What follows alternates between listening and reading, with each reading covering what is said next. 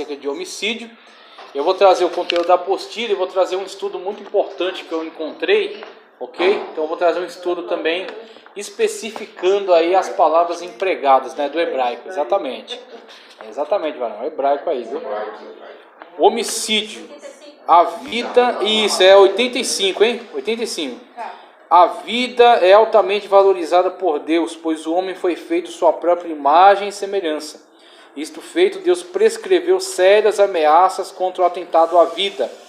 A maior gravidade do homicídio está na intenção ou malícia, e não no ato. No sexto mandamento, não matarás, conforme Êxodo 20, verso 13. Ele é declaradamente condenado por Deus e referendado pelo Senhor Jesus. Mas essa proibição não se priva aos simples atos de matar, porque em alguns momentos o próprio Deus mandou matar. Primeiro livro de Samuel 15, 3 e também o 33. Mas aos graus e manifestações do sentimento malicioso. O Talmud judaico prescreve: a humanidade foi criada com Adão, em um único ser humano, para nos ensinar que todo aquele que destrói uma única vida humana é considerado aos olhos do Criador como se destruísse o mundo inteiro, e aquele que salva uma única vida humana como se salvasse o mundo inteiro. Não se pode falar em homicídio sem se falar em seus graus e suas motivações, pois há vários tipos de homicídio. O tipo que é proibido por Deus no Decálogo e rejeitado pelo Senhor Jesus é aquele que resulta da malícia em todos os seus graus de manifestação. Aí ele fala da ira e da malícia. Alguns tipos de homicídio são motivados pela ira, outros pela malícia, e outros pela ira e malícia. A ira e a malícia são demonstradas distintamente na Bíblia. Por se tratar de um instinto natural do ser humano, a ira é tolerada por Deus, desde que nela não haja malícia. Enquanto que a malícia não. A ira é um natural sentimento de indignação, que resulta da observação de um ato considerado maldoso ou prejudicial. Ela nasce da experiência ou da percepção do mal causado. Trata-se de um furioso desejo de vingança ou de castigo que deve ser aplicado ao infligidor do mal. A malícia é uma atitude com tendência maldosa, que em muitos casos eclode na prática do mal. Portanto, não é permitida por Deus em hipótese alguma. A passagem de Gênesis 4:5 relata que Caim irou-se fortemente contra seu irmão Abel. Se ele tivesse ficado somente na ira, não teria sido penalizado por Deus. Mas além de se irar, ele foi malicioso, buscando ocasião para assassinar o seu irmão. A ira é permitida, mas sem a malícia. Salmos 4:4, Efésios 4:26. Até diz que não se põe o sol sobre a tua ira, né? Até o Senhor Jesus se irou, Marcos 10:14. Porém sem malícia e sem ressentimento. O Antigo Testamento, por várias vezes, relata que Deus se irou fortemente. Êxodo 4:14. Aí você tem, por que ele está fazendo essa distinção de modo tão sério, né? Porque a malícia é como que um veneno que, ao entrar em contato com determinada manifestação natural, ele torna automaticamente essa manifestação corrupta, né? Ele torna essa manifestação totalmente maldosa. Então você tem a situação na qual, em algumas ocasiões, é esperado que a pessoa tenha ira. Como, por exemplo, ela percebe determinada injustiça. Se ela é justa, se ela é correta, se ela é honesta, ao perceber determinadas injustiças, a ação natural é ela rejeitar essa injustiça, ela se voltar contra essa injustiça e ela querer punir o injusto, querer proteger a pessoa que foi vítima de injustiça e querer punir automaticamente o injusto. Então isso é o que ele chama de ira aqui. Aí você tem o texto bíblico: ireis, mas não pequeis, onde a ira era esperada, porque você viu uma injustiça, porque você viu uma agressão, né? Você viu uma maldade. Então a ira se manifesta como um repúdio. Você está repudiando, é que nem uma coisa asquerosa que aparece diante de você. E aí a sua reação natural é rejeitar aquela coisa que é asquerosa ao seu paladar, ok? Mas se você está totalmente alienado ou inerte, tá certo? Por exemplo, você apresenta uma coisa asquerosa, um cadáver. O que ele tem? Nada. Ele não tem quaisquer sentimentos mais. Ou acontece uma injustiça ao lado dele. Ele também não manifesta nada. Ele está totalmente alheio ao que está acontecendo ali. Ele está alienado. Tá certo? Ali não está mais o espírito. Então, o que é esperado de uma pessoa justa, honesta, correta, boa, que ela em algum momento, em decorrência das situações de injustiça que ela acaba vendo, que ela se ire. Aí, a ira, ela se manifesta, mas ela tem que ser, então, controlada. É que nem um leão que tem que ser domado, enjaulado.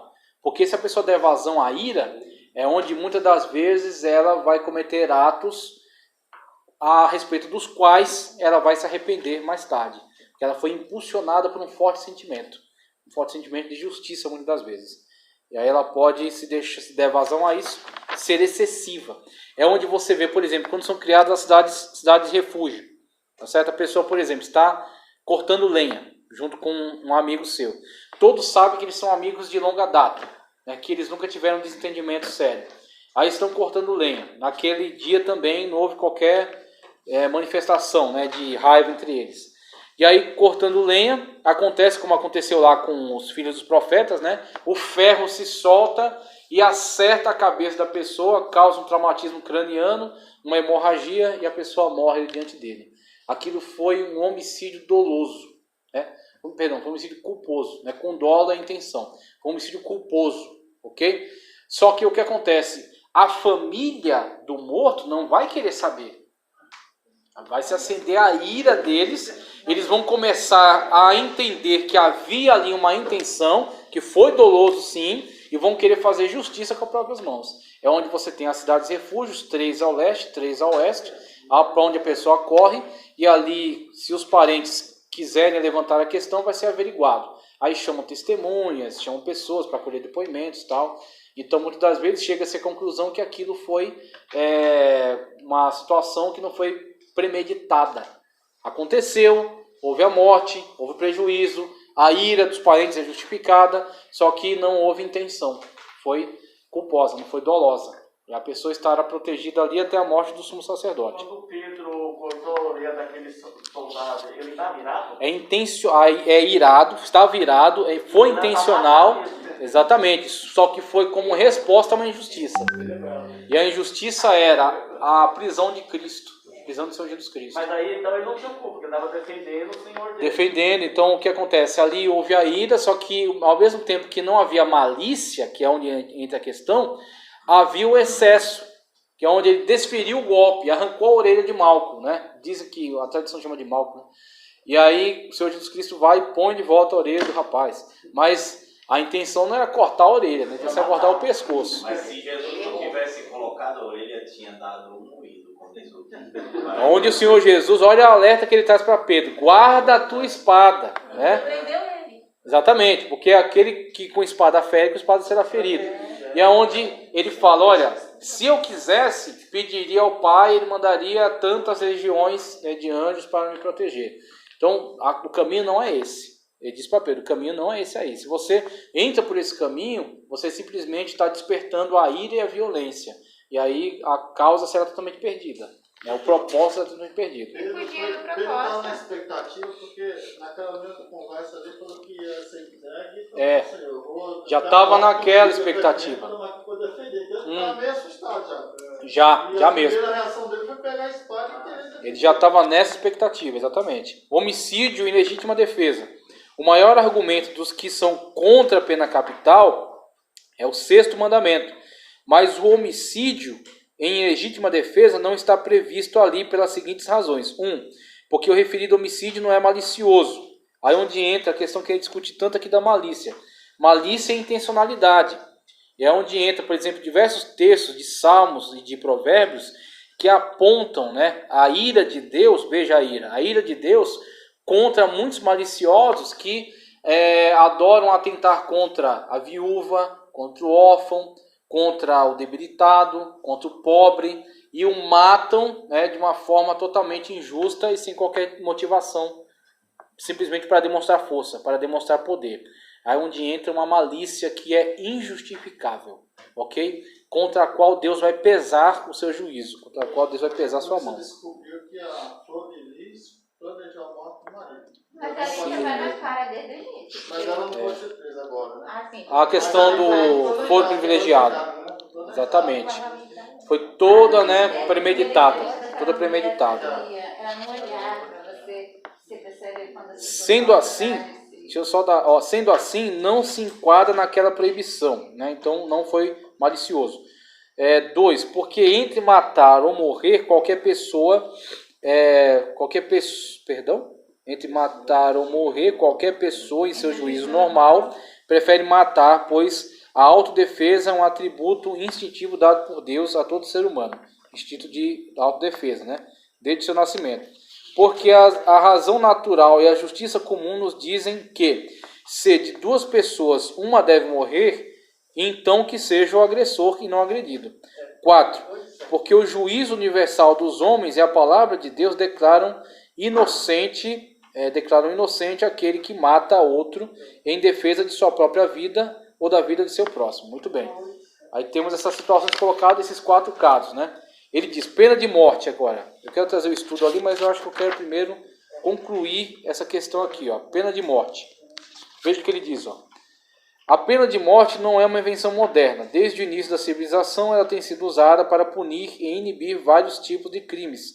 O talião, olho por olho, dente por dente, era a pena mais usada pelos povos antigos. O crime era cobrado com a mesma prática do criminoso. A vida da vítima era paga com a vida do assassino. Os antigos egípcios aplicavam essa pena em praticamente todos os tipos de crimes.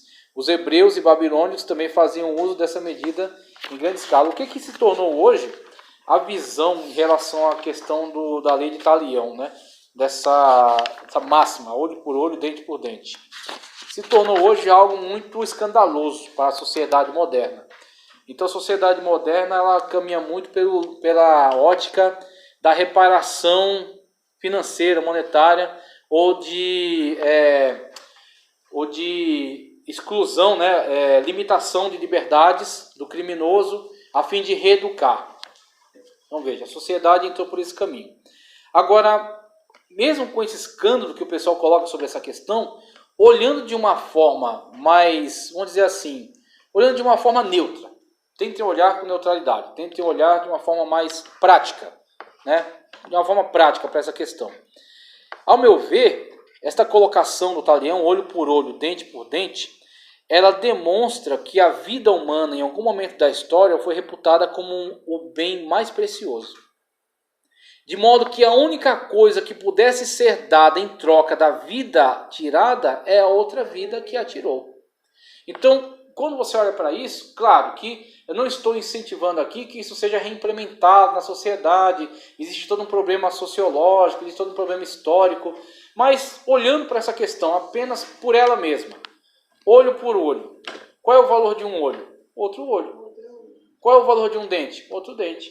Então tinha no sentido de coibir, olha, você pode até arrancar-lhe o dente, mas se a gente te pegar, o seu será arrancado. Deixa cada um seu Você dente. pode até furar-lhe o olho, mas se nós o capturarmos, o seu será furado. Tem país que é assim ainda, né? Tem país que é assim, tem país que segue ainda, As cadeias são tudo vazias lá. tem país que segue rigidamente esse regime. Aí o que acontece? Claro, a gente não está incentivando aqui que isso seja recolocado, mas a gente não pode deixar de verificar que a vida tinha muito mais valor do que tem na atualidade. Não matará, porque se matar não é nada. Exatamente. Então você tem o preço para uma vida é a outra. Ô, Júlio, Exatamente.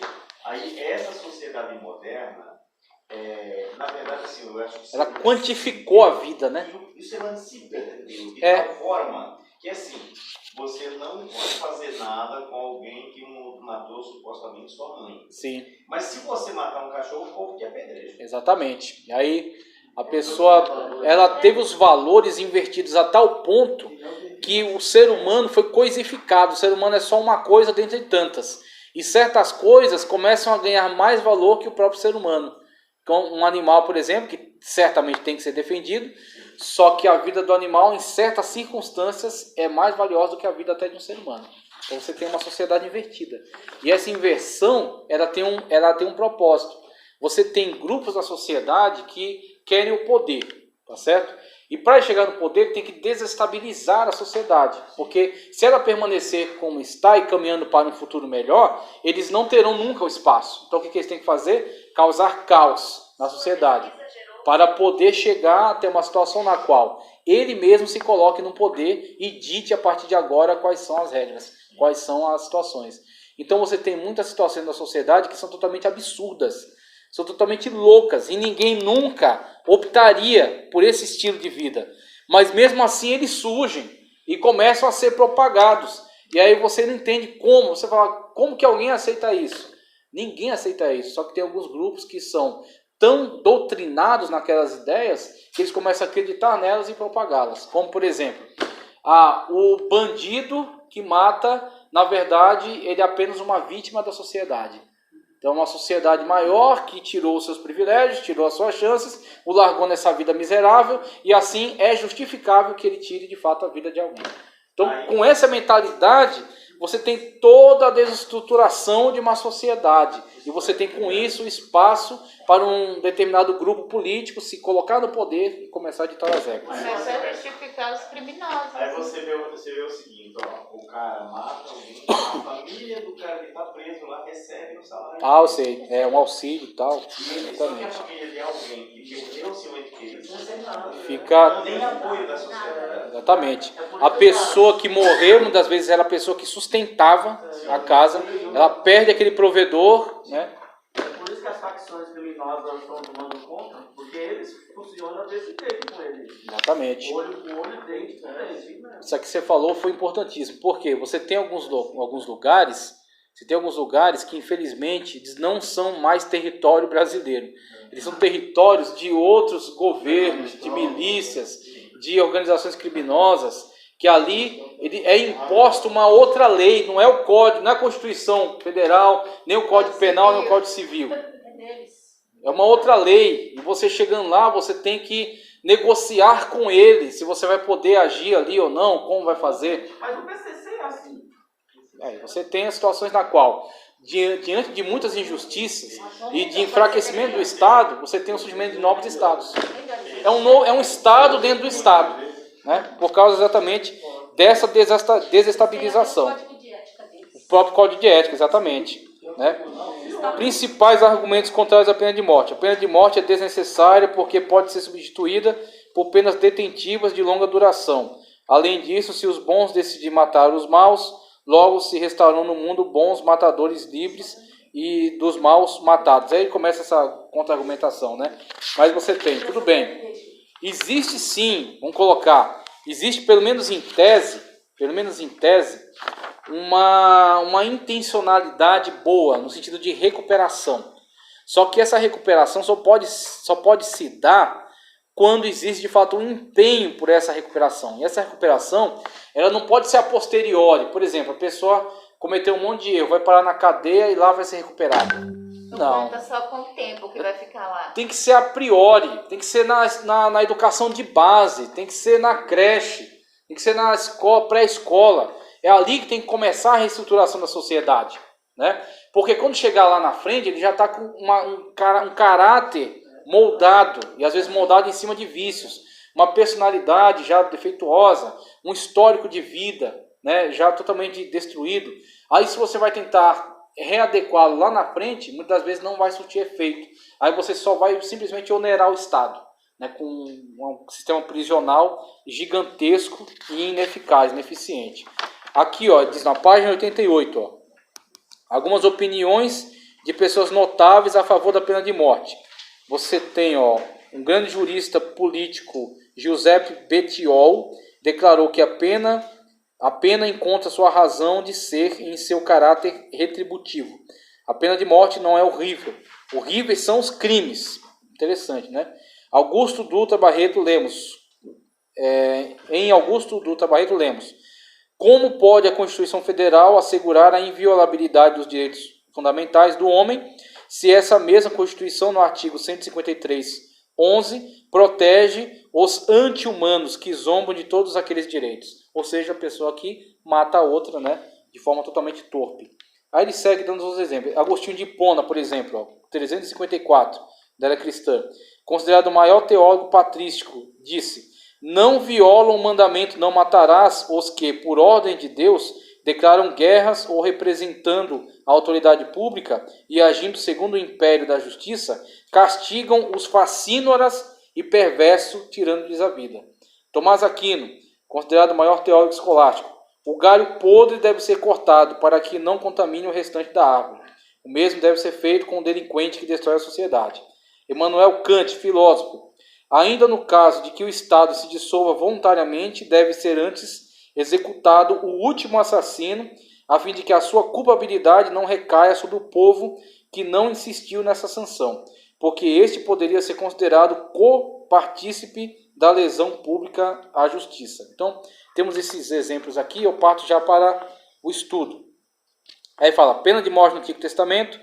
No Antigo Testamento, mais especificamente na lei de Moisés, que segundo a própria Bíblia, foi entregue a Moisés diretamente por Deus, encontramos, além de outras, as seguintes passagens: que derramaram o sangue do homem, pelo homem o seu sangue será derramado, porque Deus fez o homem conforme a sua imagem. Olha o valor da vida, né? Quem ferir alguém de modo que este morra, certamente será morto. Êxodo 21, 12.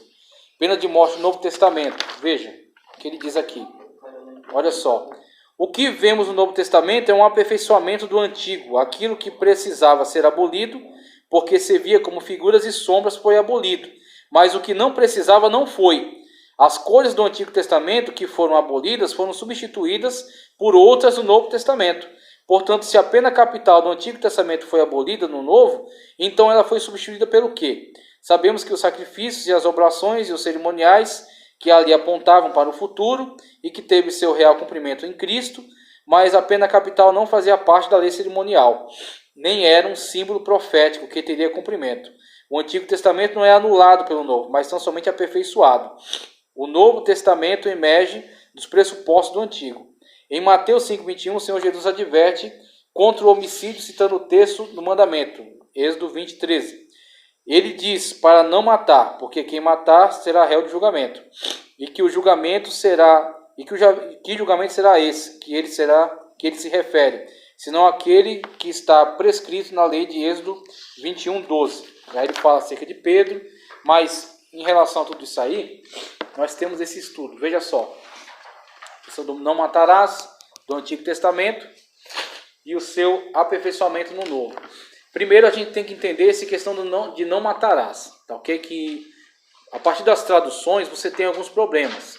Na cópia do texto não, porque o texto que era continua sendo a mesma coisa, uma vez que ele é copiado. Mas quando ele é traduzido, você está à mercê do tradutor.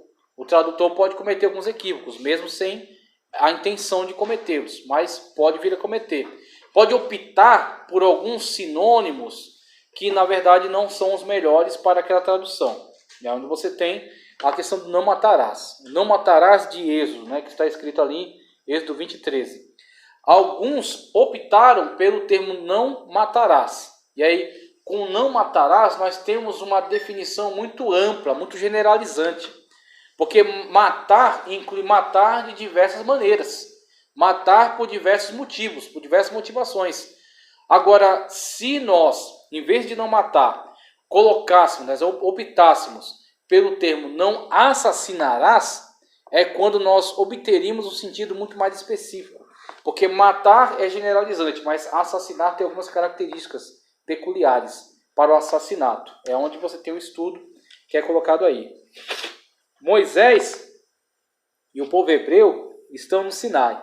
A palavra do Eterno continua a declarar no 6º mandamento da Bíblia em hebraico: não matarás. Sem dúvida, este é um dos estatutos mais importantes para toda a raça humana. Não matarás, Êxodo 20, verso 13. A proteção da vida, o bem mais sagrado que o Senhor concedeu ao homem, mas o que compreenderia este mandamento não matarás? O que, segundo o original, na língua hebraica, esse verso significa? Será que os policiais ou outras forças de defesa, ou mesmo um cidadão agindo em legítima defesa, serão condenados no dia do juízo se adotarem medidas de defesa que venham a causar a morte de um potencial agressor? É a grande pergunta, né? Não matarás na Bíblia em hebraico. Há 2 verbos em hebraico que passam o sentido de retirar a vida humana. O primeiro é o verbo laharog, que significa matar, mas de uma forma genérica. Então a generalização enquadra diversas coisas, né? Cabe nela diversas definições. O segundo verbo é o termo litzoa. Litzoa. Ele coloca transliteração, que significa assassinar. Agora, com o emprego do termo assassinar, nós fechamos um pouco mais. Nós estreitamos, nós estamos especificando de que tipo de morte estamos falando. De que tipo de ação de matar. Matar como assassinato, ok? Não como legítima defesa, não como guerra justa, tá ok? Não dessas hipóteses. Com o verbo que não indica assassinato, mas era o cumprimento de uma decisão judicial. A Corte Suprema de Israel, chamada de Bet Din, o verbo usado no mandamento de Êxodo 20:13 não é não matarás, que é amplo, aberto, no original. Esse é um grande problema de tradução que trouxe muita confusão na interpretação da Bíblia até os dias de hoje. Em Êxodo 20, verso 13, o Eterno usou os termos lotizar, lê-se, como ele coloca aí, que significa não assassinarás, não assassinarás. Esse é o termo mais específico empregado ali. Há uma grande diferença entre esses dois verbos, pois quando um criminoso era sentenciado à morte por um crime hediondo, era condenado com o verbo que não indica assassinato. Ele não era um criminoso, não é assassinado pela justiça, mas sim, em decorrência do seu assassinato, em decorrência dele haver assassinato, ele é punido. Aí a sua morte foi punição. A sua morte foi incentivada, foi causada, foi motivada por um assassinato cometido por ele. Então, o que ele fez foi um assassinato, com malícia, morte com malícia. O que é feito contra ele é punição. Punição em decorrência do assassinato que ele produziu. É como um confronto, assim, troca de tiro, polícia com... Tiro, né? policial, ele assassinou o policial. Exatamente, ele assassinou. Aí ele, no caso, a polícia mata ele está cumprindo a sua... Por outro lado, a polícia está reagindo a uma ação agressiva. Então, a polícia que vem para trazer a repressão ao crime, ela não vai, num primeiro momento, pelo menos não deve, você tem diversos casos de erro, mas ela não deve, num primeiro momento, intencionar a morte, né, do ladrão. E ele manifesta intenção em atirar o policial colocado por mim para a segurança pública. Ele tem que proteger a sua vida. Ó a mentalidade de certas ideologias. A polícia só pode atirar depois que eles receberem tiro. Isso é uma ideologia desestruturante da sociedade. Aí você vai ter uma mortandade de agentes públicos que não serão rapidamente substituídos. A lei vai ler o direito do cara depois dele morto. Exatamente. A vida do criminoso vale mais do que a vida do agente público e da sociedade de modo geral. Olha só. O verbo usado no mandamento em Êxodo 20, verso 13, não é não matarás, no original. Esse é um grande problema de tradução que trouxe muita confusão na interpretação da Bíblia até os dias de hoje. Em Êxodo 20, verso 13, o Eterno usou o termo, como já li aqui, não assassinarás. E aí ele trago aqui o autor desse artigo. Veja, o autor é Israel Silva, tá? Israel Silva, como colocado Israel Ben Derek, website, professor de hebraico, geografia bíblica, Novo Testamento, estudo de Apocalipse, especialista em estudo da Bíblia, certificado pelo Institute of Biblical Studies da Universidade Hebraica de Jerusalém e autor do livro Gênesis, o livro dos patriarcas. O site é Brasil Gospel, ok? brasilgospel.club. Então, eis aí o endereço de onde estava o artigo que eu peguei para atender devidamente aos direitos de autoria, né? Vamos lá, para não cometer crime aqui, né? Dando aula de ética e cometendo crime, né? Então, vamos lá. Fim da matéria de ética cristã. Suicídio. O suicídio é uma fuga desesperada buscada por alguém que já perdeu todas as esperanças. Trata-se daquele momento em que uma pessoa sente-se como se estivesse completamente perdida num labirinto escuro e sem saída. Nessa situação, a pessoa está completamente vulnerável aos ataques de Satanás, pois todo o seu sistema emocional está esgotado. Nessa hora, o primeiro caminho que Satanás lhe indica é a morte. Como para o suicida a morte representa o fim de todas as coisas, inclusive de seus problemas, ela pensa que encontrou a saída, mas na verdade ela vai tomar um caminho mais escuro e mais tenebroso que tudo aquilo que já experimentou na vida. Trata-se do caminho que todos os que por ele entram se perdem para sempre. Por isso que é uma grande estratégia satânica o caminho do suicídio, trazendo a falsa ideia de que a pessoa vai descansar, sendo que ela vai entrar por um caminho sem volta para uma eternidade sem Deus. É isso que é terrível da questão do suicida. A Bíblia relata 6 casos de suicídio. Abimeleque, Saul, o escudeiro de Saul, Aitofel, Zinri e Judas. 6 pessoas, todas tinham conhecimento do Deus verdadeiro. Abimeleque, ele cita aqui, então ele vai trazer um esclarecimento dos casos. Uma coisa que eu quero ressaltar, aqui ó, segundo parágrafo da página 92. Quando Sansão, vítima de uma morte aparentemente suicida, Juízes 16:30, não o consideramos um suicida, visto que o seu objetivo não era suicidar-se, mas dar cabo aos filisteus num ato de bravura de guerra. Além disso, ele está arrolado na lista dos heróis da fé de Hebreus 11:32. Vamos analisar essa questão rapidamente. Veja, Sansão foi uma pessoa que foi inspirada por Deus para ser juiz.